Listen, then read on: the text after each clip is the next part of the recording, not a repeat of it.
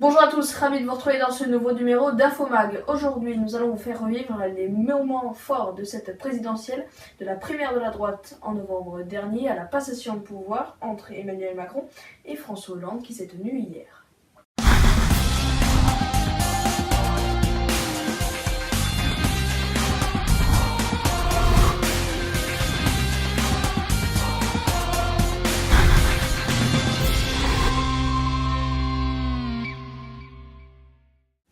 Tout d'abord, nous allons commencer avec la primaire de la droite et du centre qui s'est déroulée pour le premier tour le 20 novembre et pour le deuxième tour le 27 novembre. Et voici donc nos premières estimations. Et c'est François Fillon avec 42,8% qui est en tête, suivi de Alain Juppé qui a 26% qui sont donc qualifiés pour le second tour de ces primaires. Vient ensuite Nicolas Sarkozy avec 24,4%.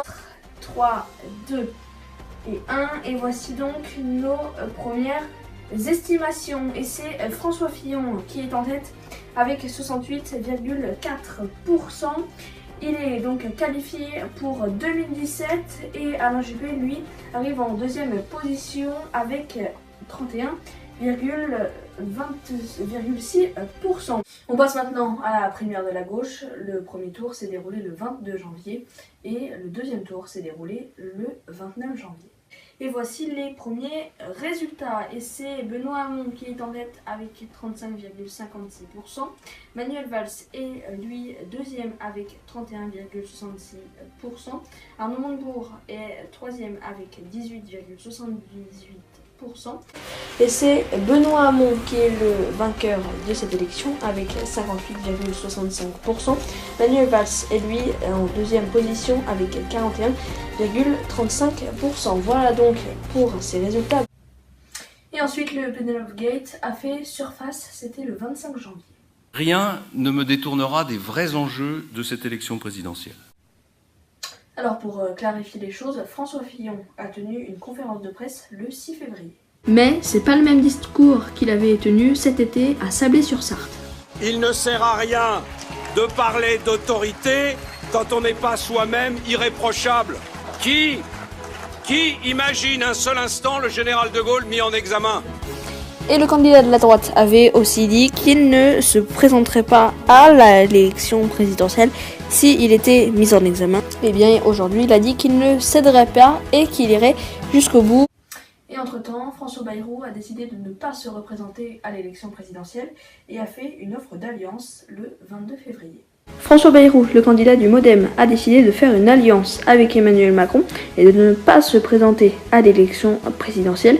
Il a dit, je cite, « J'ai décidé de faire à Emmanuel Macron une offre d'alliance ». Nouvelle conférence de presse au QG de François Fillon le 1er mars. François Fillon qui a été finalement mis en examen dès ce mardi matin pour détournement de fonds publics, manquement aux obligations déclaratives auprès de la Haute Autorité pour la transparence de la vie publique, recel et complicité d'abus de biens sociaux. Le 5 avril a lieu un débat sur BFM TV et CNews qui est entre les 11 candidats à la présidentielle. Vous discutez euros, francs, mais quand on est mal payé, que ce soit en francs ou en euros, eh ben on reste mal payé. Et le 20 avril a lieu aussi un autre débat avec les 11 candidats. Pouvoir d'achat, au chômage avec un ou deux questions durant lesquelles il s'agissait de préciser des points de leur programme. Les candidats ont disposé également d'une carte blanche durant laquelle ils ont pu aborder le thème de leur choix. Et le premier tour de l'élection présidentielle a lieu le 23 avril et on fait un point sur la participation avec Hugo Petitjean. Et bien voilà, les premières estimations sont tombées, 28,54%, c'est le taux de participation à midi. En 2012, à la même heure, le taux de participation était de 28,29%. Le 29 avril, Nicolas Dupont-Aignan fait une offre d'alliance à Marine Le Pen. Présidente de la République, je nommerai Nicolas Dupont-Aignan Premier ministre de la France, appuyé par une majorité présidentielle cohérente. Et nous analysons le premier tour de l'élection présidentielle. Quand on regarde les résultats de ce scrutin, on voit que les deux principaux partis, la droite et la gauche de François Fillon et la gauche de Benoît Hamon, ne sont pas qualifiés. Benoît Hamon, lui, est même en dessous de la barre symbolique des 10%, avec 6,36%.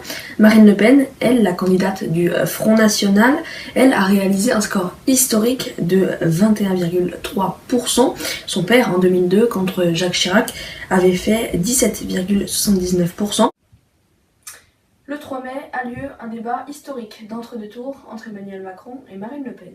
Venons de C'est l'Europe à la schlag. Et donc, non, pas chez moi. Les Français ont aussi pu voir le vrai Macron dans ce second tour. La bienveillance a fait place à la médisance. En fait, la France qui se soumet. De toute façon, la France sera dirigée par une femme, ce sera ou moi ou Madame Merkel. Vous êtes là. Vous avez bien avancé. Hollande, Allez, je sais c'est que vous vous êtes qui m'avez agacé. interrompu. Buvez un coup, ça va aller mieux. Le 7 mai, c'est le second tour de l'élection présidentielle et Emmanuel Macron est le nouveau président. Emmanuel Macron devient le 25e président avec plus de 66% et Marine Le Pen, elle, perd avec un petit peu moins de 34%. À la carte des candidats qui sont arrivés en tête dans vos régions, vous le voyez en bleu, c'est Marine Le Pen qui est arrivée en tête et en gris, c'est Emmanuel Macron.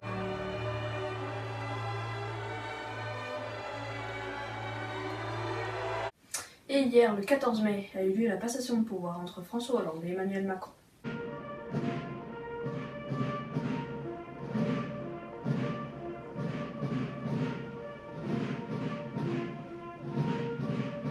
François Hollande et Emmanuel Macron donc descendent les escaliers. Donc leur entretien est terminé après 1h07 d'entretien avec son prédécesseur.